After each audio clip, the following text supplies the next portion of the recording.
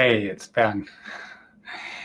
So I'm getting ready right now I'm actually packing for my next trip, but I wanted to get this video in today um, before before I take off. so, so I've been getting all this, doing the packing and all this other preparation, and just completed another chapter or article. And this one is called Barriers to Love and How to Clear Them. And I'm just getting myself focused here. So part of my motivation to write this article was because having grown up, suffering a lot of physical, emotional trauma, and that emotional wounding that, as I internalized much of that suffering, and I found myself forming attachments to women who were either disinterested or just otherwise unavailable. A few were quite abusive, or also would form attachments to women that I had little, if anything, in common with. And much of that stemmed from my own disconnect. The fact that I was holding much of that trauma in my body, that I was disconnected from my own authentic core self. And so carrying that emotional wounding, often what happens is it tends to perpetuate itself in our romantic, intimate, or not so intimate relationships. And so I was committed to do whatever I took or could, whatever it took to heal. And so as I continued to progress in my own healing process, move further along my own journey, I could recognize my own barriers to intimacy, but I could also see and feel those barriers within other people as well. And so there's a part of me that always wants to learn or understand more. And so, for my own benefit, as well as the benefit of those that I work with, and just, for people in general, whatever I can do to help to make this a better world in any way I can.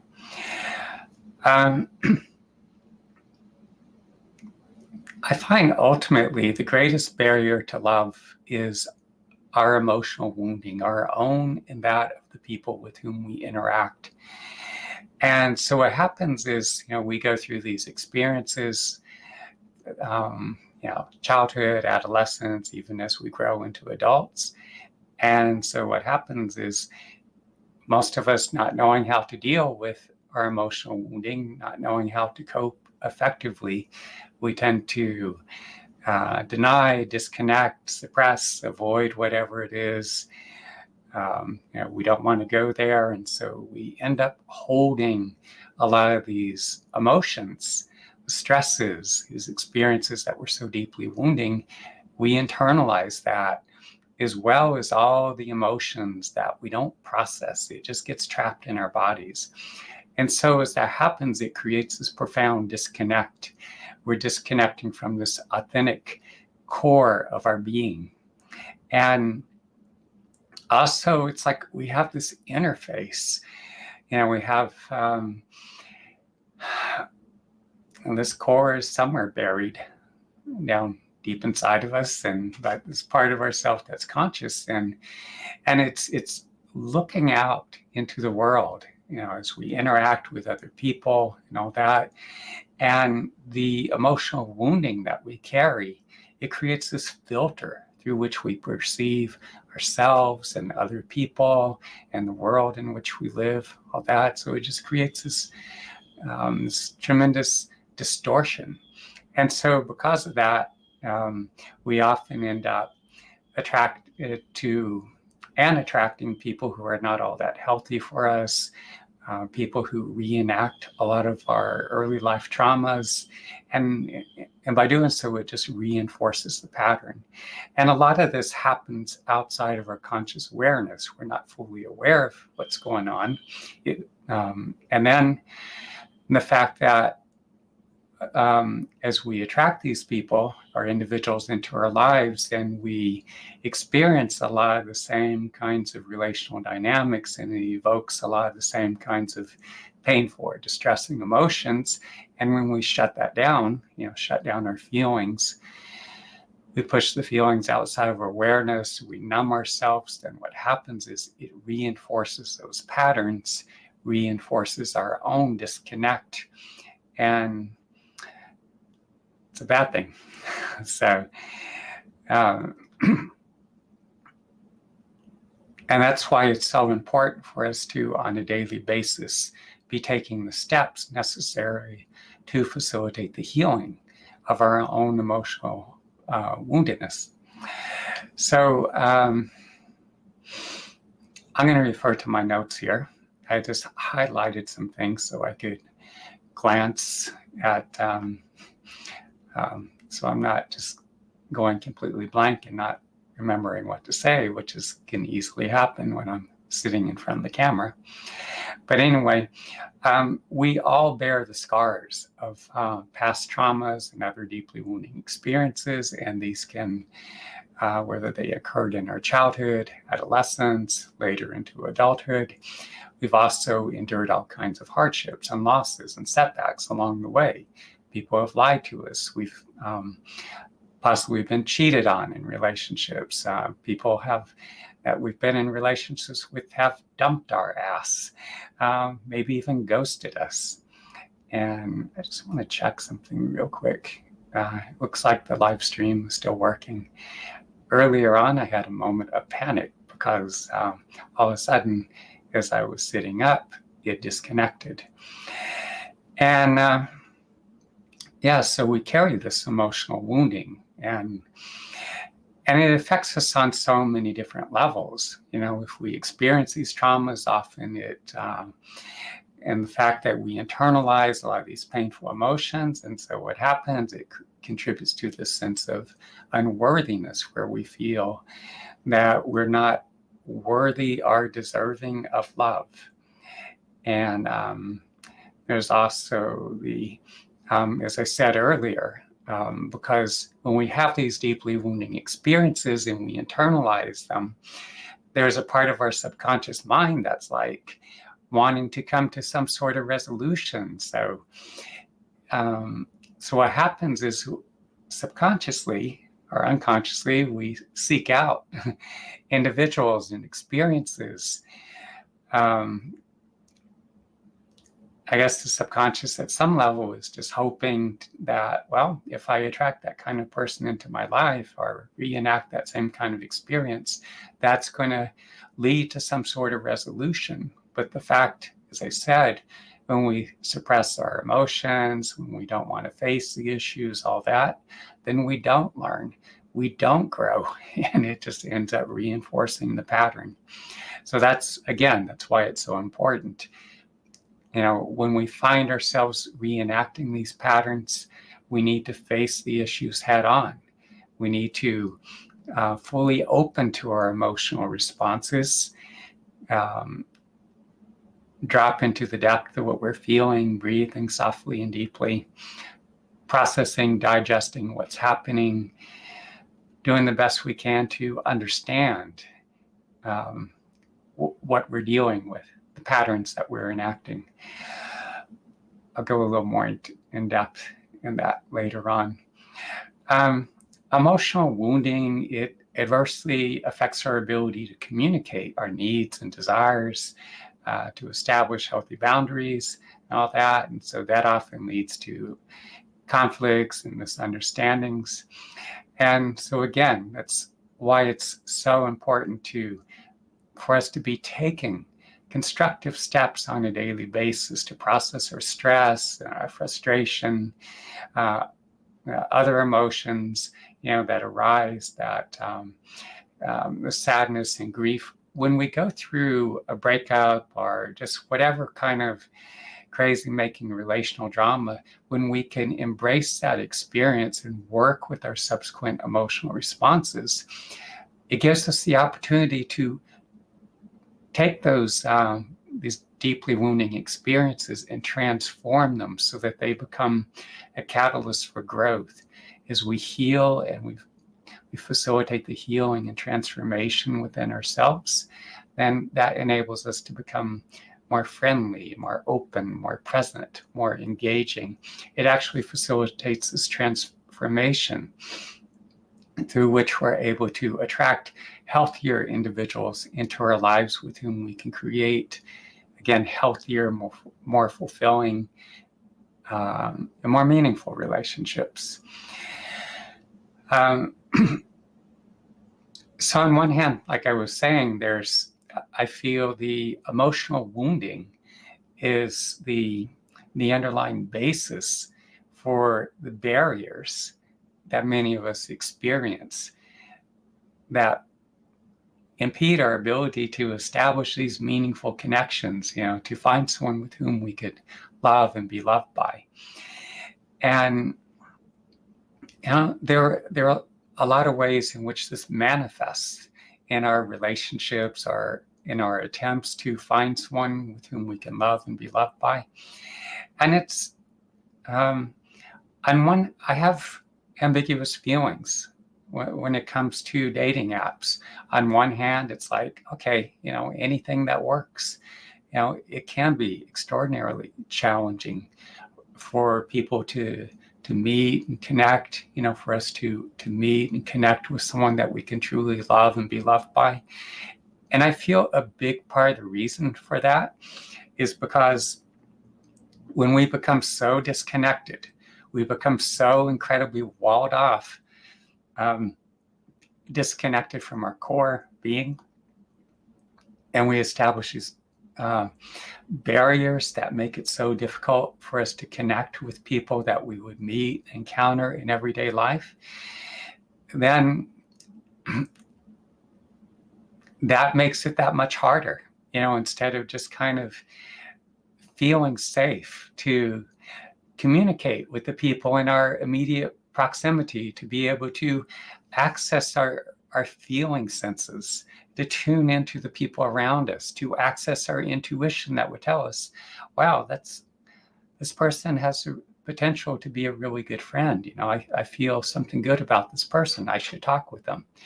I mean, there have been times in my life where I was just out, like in the food cooperative in Albuquerque, New Mexico years ago. And I saw this woman walk into the food cooperative and she's filling up her water containers at the water dispenser. And I felt drawn to her. But I was very shy at the time. And I let myself get distracted. I started talking to a friend. And then I just interrupted the conversation. I said, I have a feeling I really need to talk with this woman out here. And it's good. I listened to my intuition. I didn't know what to say, but I just walked up and just awkwardly, the first thing that came out of my mouth, are you Jewish? And, and she just looked at me, this strange look, and said, how did you know? And awkwardly, I just said, your nose. And she started laughing. But anyway, I ended up hanging out with her that evening, and it actually turned into a relationship. And had I not listened to my intuition, we never would have connected. But so many people are just so disconnected, and it's, especially like in New York City, where there's more people can be more guarded and walled off, and to approach someone and to express interest, and sometimes they could feel threatened or become even defensive. And so, and yet you have all these people, and they're on these dating apps, Bumble and Hinge and Tinder, and I can't keep up with them all. And it's tragic that we've become so disconnected that we have to rely on these stupid ass fucking apps, because we can't just have conversations with the people around us. It just points to like serious emotional, intuitive, and interpersonal deficits that we have to rely on these, apps. And it's unfortunate too, because there's this, lack of better term, a magical quality about when you're out in the world and you see someone and you just feel drawn to them, and this whole experience of just getting to know people. But when you have these apps and you're just like swiping left and right, and it becomes this superficial and potentially exploitive process where you're just evaluating people based, in many instances, solely on the person's physical attributes, at least what you can see in the photos they posted. And it often leads to just hooking up for sex. And oftentimes people hook up with somebody, and then that's it. You never see that person again. And it's done a lot of damage. It's very unfortunate, So that's one of the reasons why I feel it's so important for us to just be open to the people around us. Past relationships is another thing, especially those that ended painfully, and they could leave these profoundly deep emotional wounds. And the fact that, as I said, most people, they don't know how to work effectively with their own emotional responses. And so because of that, we go through a breakup, someone ghosts us, someone cheats on us, whatever. And so we contract around those painful losses. And I see people weeks, months, years, even decades later, they haven't fully healed it. They just internalize that. And so that creates more barriers that prevent them from truly opening, being present, being receptive to someone that they would encounter, with whom they could truly love and be loved by. Again, that's why we need to be taking the steps to heal. Sometimes when people become so disconnected, it's like, instead of relying on their own intuition, relying on their own inner sense of like, hey, this is a person I should get to know, or they tend to rely on external criteria. There's like, and sometimes there's like, well, my friends and my family, will they approve? We have this external criteria that in many instances has nothing to do with this deep inner core of our being, this inner knowing that would reveal to us, that would, be, I'm at a loss for words here, but, that would be signaling us like, pay attention to this person. There's something about him or her, that individual, that you need to connect with them. Somehow this person will enrich your life. You will learn from them. You will grow. They will make a wonderful partner.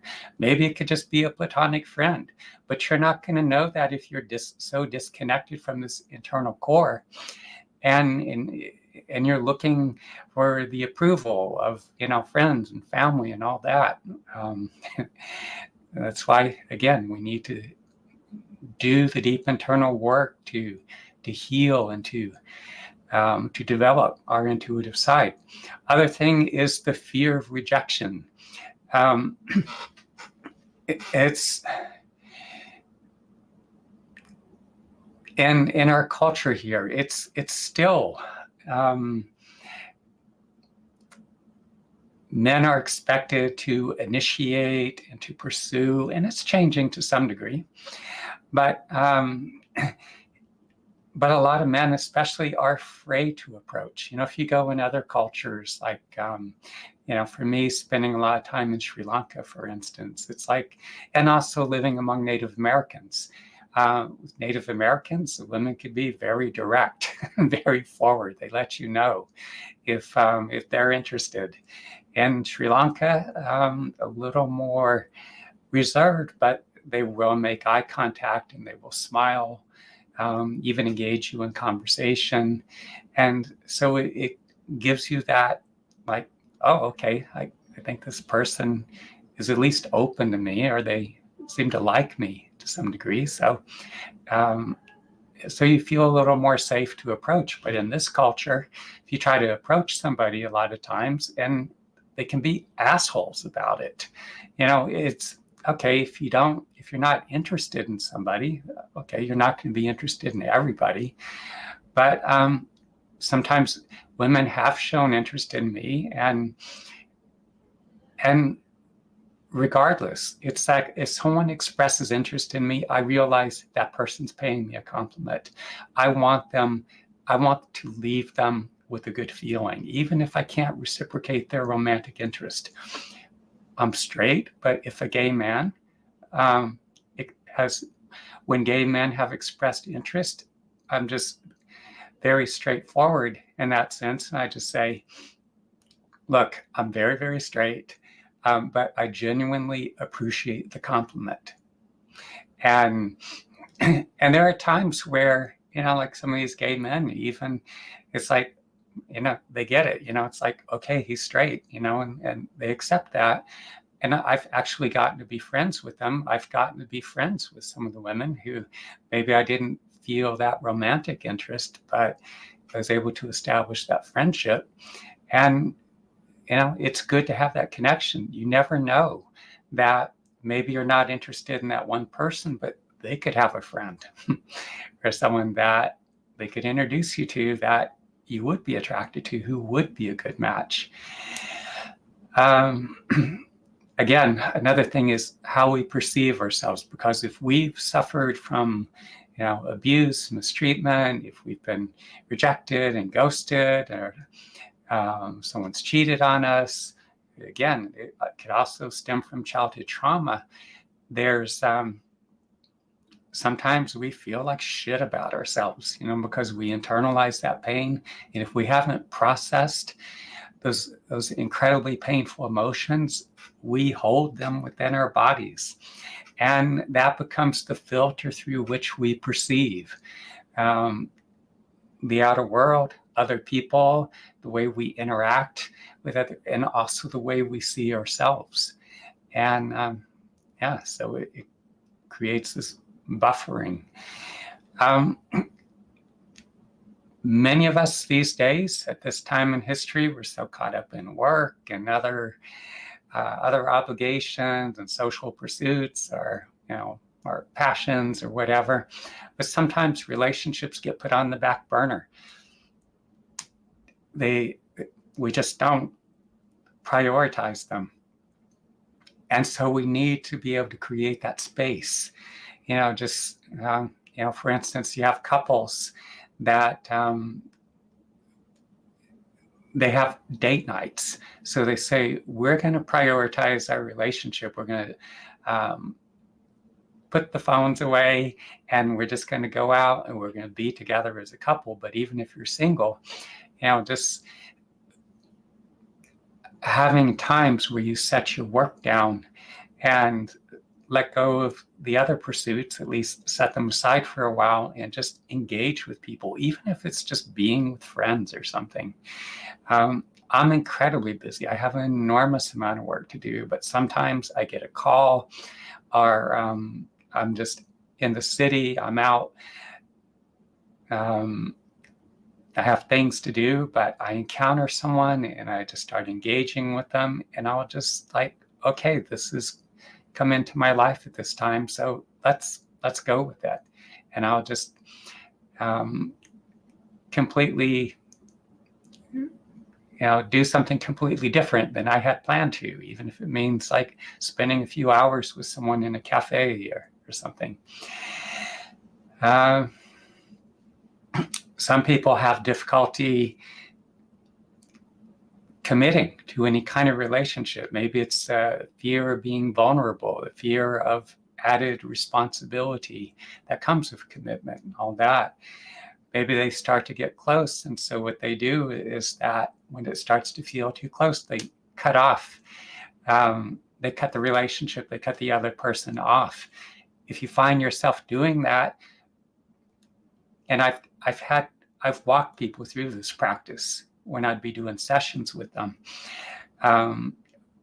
When they felt they were getting too close and it was feeling uncomfortable, I would have them stay with those emotions that were coming up at the time. Breathe into those feelings, breathe into the discomfort that arose in response to getting too close to getting too close to an individual, a relationship, getting too close to comfort. Other people, a common thing these days is there are many people that want to see multiple partners. And by doing that, it creates like emotional buffering. It's like, okay, if one relationship crashes, oh, there's this other person. So that way they don't have to be open. They don't have to be vulnerable. They don't have to really feel the hurt that comes with losing somebody. And also it just diffuses that kind of intensity of, that comes with, how do you say, that depth of feeling. And it's hard to have that depth of feeling when you have all these different people that you're jumping back and forth between. It's also just being in the right place at the right time, because sometimes being in a densely populated urban environment like New York City, and people are just have these, sometimes when I'm in the city, it feels to me like there's like layers of plexiglass between me and other people. I know, like being in Sri Lanka, even being in other parts of the country, I feel more this exchange, this flow of energy and emotion. Is this sounding kind of woo-woo or something? But it's like there's this, I feel this exchange energetically and emotionally between myself and other people. And there's also much more of a continuity in the relationships. And whereas in New York City, often it's like, as I said, I feel that plexiglass and people show up and they abruptly disappear. And it's like, well, what was that about? It's very disheartening, very, it's been extremely disappointing at times, because it's just made it extraordinarily difficult to establish any kind of long-term meaningful connections. That goes as far as like, intimate romantic relationships, friendships, and even just working with people. Just people in the city just show up and disappear. Addictions could be a massive barrier to intimacy. Whether we ourselves struggle with addictions, or we're trying to, if we form an attachment to somebody who's addicted to alcohol and other recreational drugs, or I would assume sex and gambling could fall into those categories as well. But with addictions, it's like what happens is the person who's addicted, their relationship with the substance, whether it's alcohol, some other drug, or maybe some kind of behavioral something, that takes precedence. And so there's this focus, there is directed towards their interaction with that substance. And so therefore, that becomes their primary relationship. And if you're in a relationship or attempting to be with someone who's addicted, you're in competition with whatever it is that they're addicted to. And people who struggle with addictions, the thing is that they can be so unpredictable, unreliable. And so that can lead to a lot of stress and heartache. It puts enormous amount of stress on the relationship. One thing that I emphasize as I work with people is the importance of consistent daily practice and also making use of the most effective therapeutic interventions. So I do intensive meditation practice every day. I mean, sometimes I have these crazy travel days, where much of the day is consumed with commuting to the airport and being on the airplanes and waiting for my connecting flight, and I get to the other end and I'm exhausted. And it's even worse traveling overseas because it can involve multiple days. It's like, it could be 17 to 20 hours just here to Sri Lanka, for instance. And I've made that trip multiple times. And you're just dead exhausted. But for the most part, most days, I usually do a good 2 hours of practice, meditation practice. Wow, that's a huge time commitment. But when you think of the amount of time that you spend scrolling on your phone, wasted time scrolling on your phone, social media, news updates, and all that stuff. First thing you wake up in the morning, multiple times through the day before you go to sleep, all that. All the time you spend staring into the idiot tube watching television shows. Hey, you do some light meditation. It enables you to heal and grow and evolve. It's constructive time. And also you become more effective, more useful. You're developing yourself as an individual, but the practices I teach specifically get you into your body. You become more embodied, more present, and also facilitate the healing of the deep emotional wounds. Say, for instance, you're going through a breakup, or maybe you're wanting to be in a relationship and you're strung out on someone, you're getting a lot of mixed, ambiguous signals. You could bring that person into your awareness, you see them, feel their presence, and then notice how you feel in your body.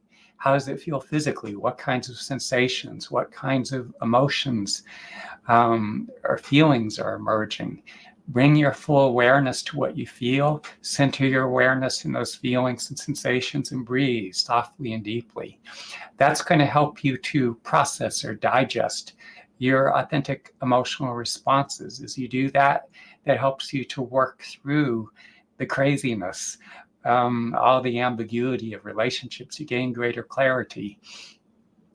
If you need to let go of somebody, it's going to make it easier to let go of them. If it's just a matter of healing your own woundedness and working through these difficult emotions, it's going to make it easier for you to do so that you can be more present and open up more fully to the relationship. There's also practices like you can bring your awareness, go deep into your chest cavity, down into your abdomen, breathing softly and deeply, or focusing on sensations throughout the body. That's going to help you to become more and more fully present, more engaged. As that happens, it's going to increase your capacity to love and be loved. And again, you'll be more present. Also, make use of the most effective therapeutic interventions, as I was saying, again now, because we go through a lot of the craziness in relationships. We fall in love, it crashes and burns, we get jerked around, lied to, cheated on, all these different things happen, other stresses we internalize, and you're not going to process all of that on your own. You need the help of these interventions to facilitate the healing that you cannot fully do on your own. Some of us may need to work with the psychotherapist to gain the cognitive understanding of the patterns that we're struggling with in our intimate or possibly not so intimate relationships. deep tissue body work, the sensory deprivation flotation tanks, where you're in complete dark and you're suspended in this salt bath, and you have all these emotions coming up. That can do a lot to facilitate your healing and growth. The most powerful interventions I've done, the work with gifted healers, the sessions I've had with gifted healers, and going through the Vision Quest, traditional Native American healing practice, where I go out the 4 days and nights without food and water. I know most of you are not going to do that, but people that I work with report many of the same benefits that I experience as I go through the Vision Quest. Moving right along. So do your practice every day and make constructive use of both practices and the most effective therapeutic interventions. So the opportunities to love, the opportunities for love exist all around us. Well, it's a little nuanced there, put it that way, because it takes two people to form a relationship. And so there's our own, there's our part of it, but there's also the people with whom we interact. I have to admit, I have found it extraordinarily difficult in New York City. I know other people who have found the love of their life in the city. I've gone for years in the city, no date, but then I get on the plane and go to Sri Lanka, and it just happens. At one point, years ago, I went to Ohio for a couple months and for an internship. But then in a week's time, it was like, boom, I'm in a relationship, because it's like people were just more open and present there. But again, the more that we take the steps to heal, we're going to become more open and present. But the other thing that happens is we develop greater warmth, more of a magnetic presence. We develop this, again, it's this visceral warmth that, what happens with a lot of people is the stress and all these painful emotions accumulate in their bodies from, again, stressful, wounding, traumatic experiences. That creates barriers, that creates disconnects. And so the more that we take the steps to heal and evolve, then we become more the kind of individual who attracts our ideal partner. It's important for us to be open and receptive. I mean, there's so many ways that people just wall themselves off. I mean, just a lot of people have unhealthy, unproductive mindsets. They just have very rigid ways of thinking that how they think they're going to meet their ideal partner. And maybe they think, oh, I meet through one of these dating apps or something. But again, it's times like I'd be riding the subway in New York City, and a lot of people have these notions about the subway, like, oh, it's dangerous and you got to be careful, you can't trust. But you never know. It's the best person you could, the best match you could possibly meet in your entire life could be the person sitting, standing in your immediate proximity, right there on the subway, or maybe they're next to you in the line in the supermarket, while you're waiting to check out, or they're picking out produce or something. And if you're so disconnected, if you're so numbed out, you're not going to recognize this individual, and you're going to miss out on this opportunity. So again, keep yourself open. It's so crucial. Be willing to take risks. I mean, we need to be willing to open ourselves and to engage, even just making simple conversation. A lot of times I had a feeling about somebody and I would just comment on just any random anything in the environment, and just kind of testing the waters and just seeing if they responded. And if they responded, sometimes get into a conversation, continue to talk, and just see where it went. Just keep yourself open. Let's see. Let me just refer to my notes so I remember if there's anything I want to include here. Curiosity is critically important here. Just people can be immensely fascinating. I mean, I'll be honest, there are people that bore the shit out of me. Don't seem to have much going. Don't seem to have much of an intellectual capacity. Don't seem to be really paying attention, or just in there living in their little bubbles. But I'm especially fascinated with people who are intelligent and warm and open and creative, and that have lives. And so I'm always, especially people from all kinds of different cultures that have vastly different experiences. I'm curious to know them and how they think and what they feel and what their life experiences have been like. So get curious, even if you're in a relationship. There's so many things that, the individuals we partner with, that they've gone through, how it's affected them and shaped their perspectives on life and the insights they have. So we could always be learning. When you're out and about, again, as I said, keep yourself open. Make eye contact, for one.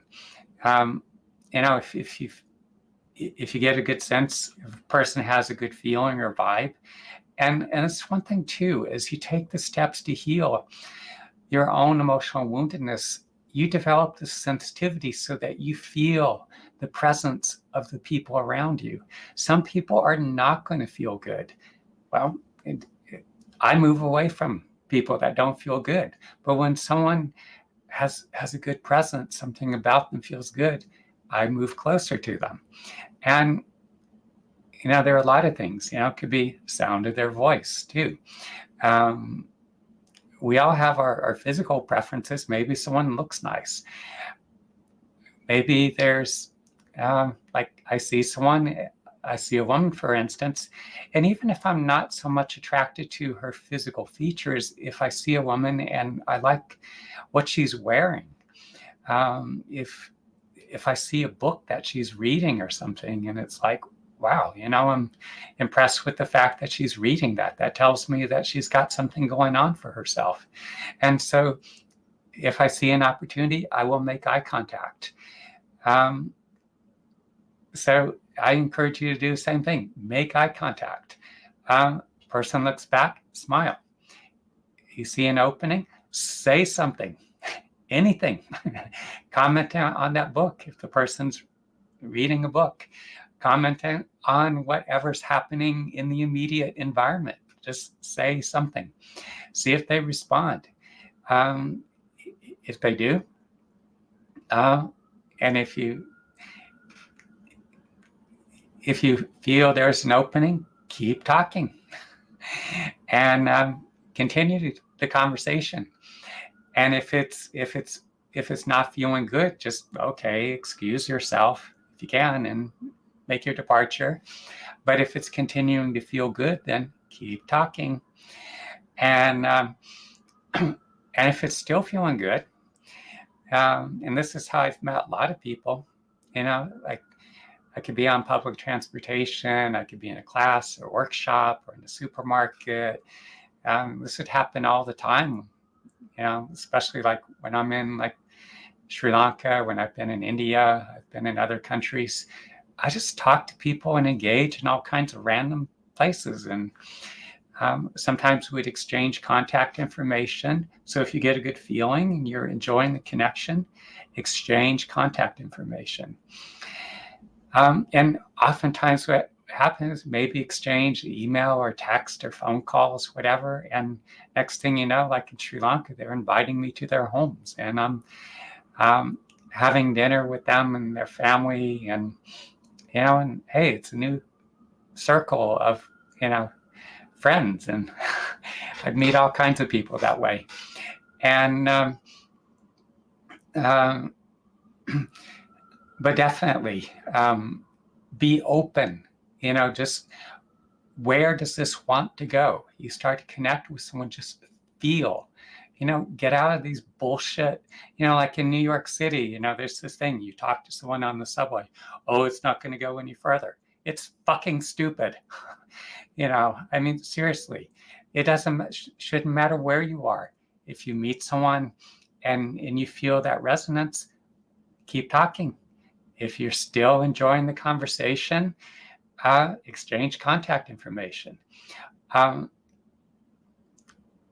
After you make your departure, at some point the next day or so, send a text or leave a voicemail, whatever, just, hey, I really enjoy talking with you.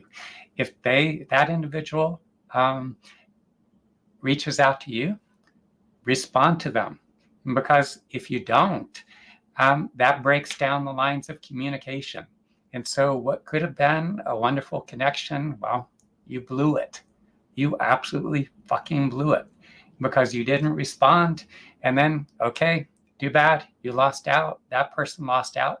Everybody loses. So demonstrate the courage, show up, pay attention, participate, engage. I mean, again, there's a way in which, like being in the city, in New York City, a lot of people would meet through their social circles. And if you happen to be in dance or theater or the arts or something, you have these communities, and you'll see a lot of the people, over and over.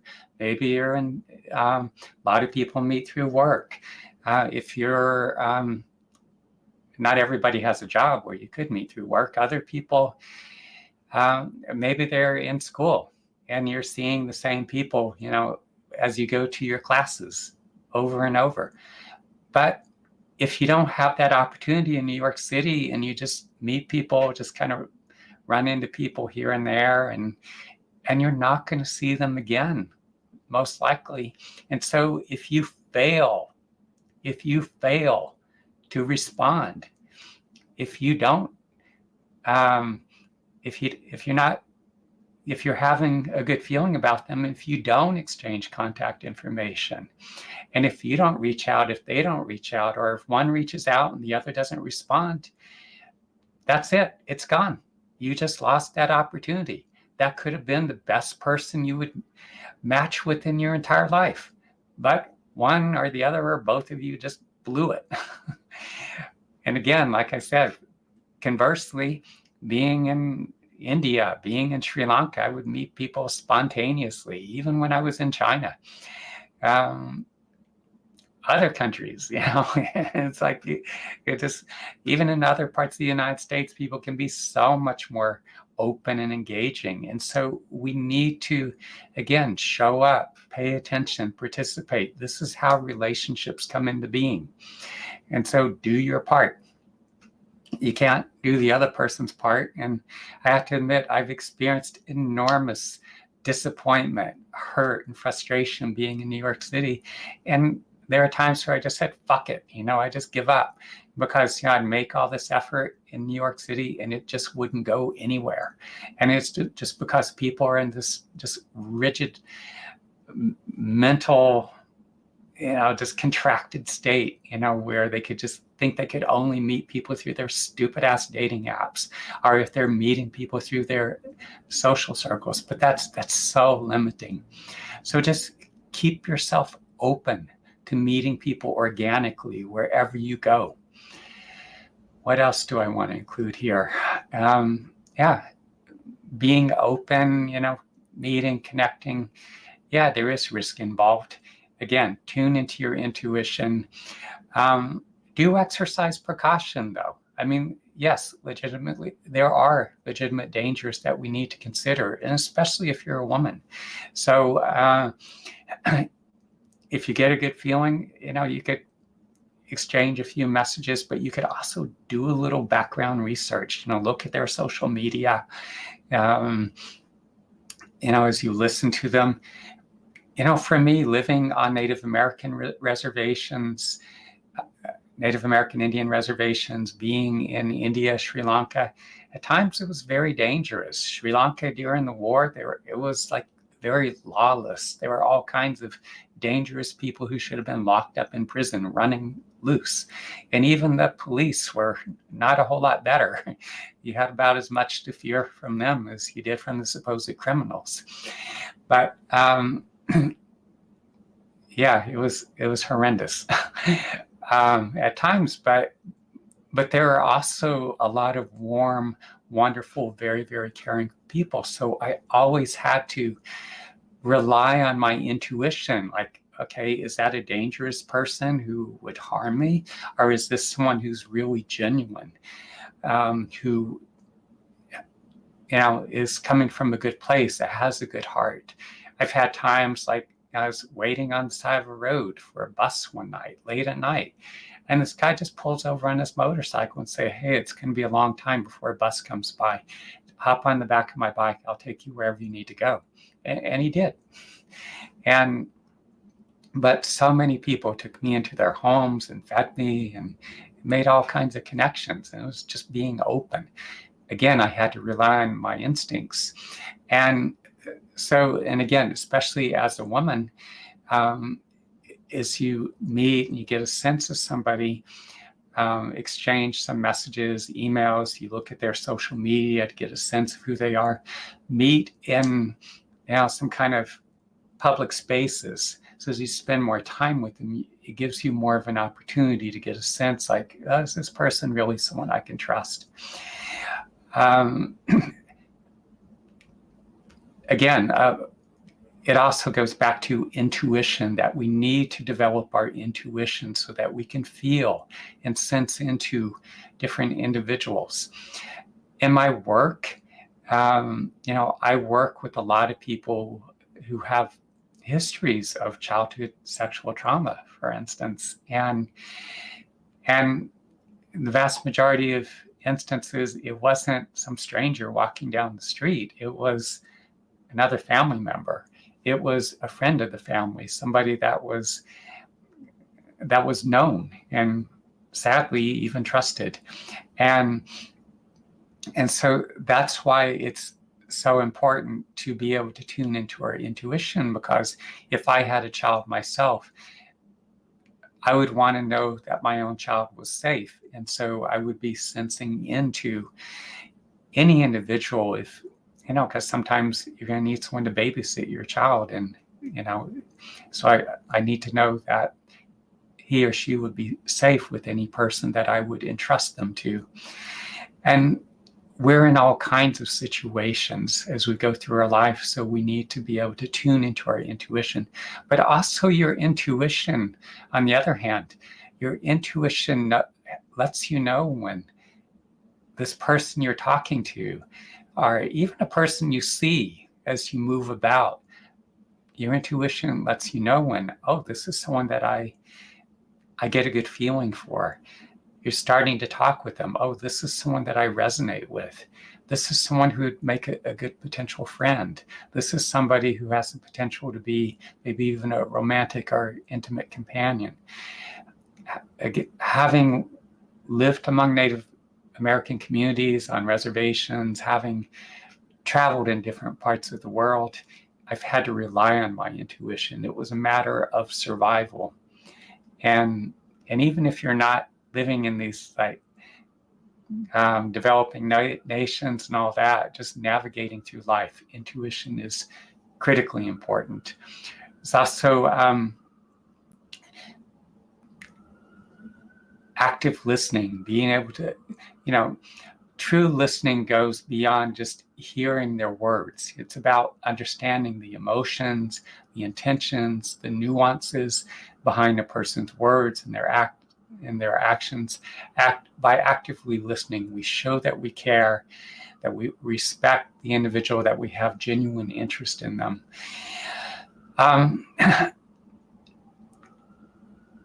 Life in this world, too, it pulls us in so many different directions. So it's important for us to continually strive to increase our presence in our interactions, to immerse ourselves in the moment. And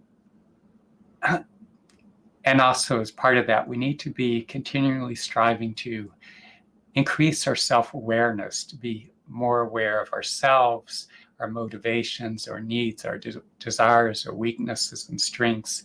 Because as we do that, that gives us the opportunity to approach relationships with greater understanding and clarity. Relationships also require adaptability, that we need to be flexible in our expectations so that we're continually growing, we're learning, we understand that other people change, and so that we're able to flow with relationships as they evolve. Last thing I want to leave you here with is just keep in mind that all good things take time, and that, so just be open to relationships, how they evolve, be patient and understanding, that deep connections cannot be rushed. Everyone has their own pace. Relationships have their timing and all, but again, keep yourself open to possibility. And I hate to think of what I would have missed out on had I not done so myself. So I have a lot. I still have packing and everything to do. I better get moving. Bye.